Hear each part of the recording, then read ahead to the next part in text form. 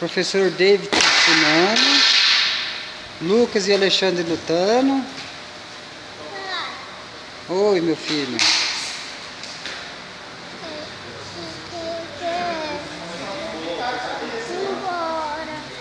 Nós já vamos embora, tá, meu filho? Tá bom?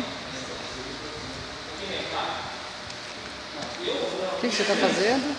O que você fez na cabeça do papai? O que você fez aqui no meu cabelo? O que você fez no cabelo do papai? Você bagunçou tudo?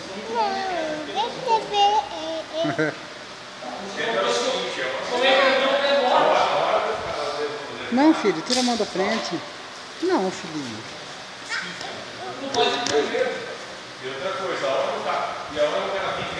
Papai vê o professor ensinando. Dá licença, Diogo. Não pode fazer isso, filho.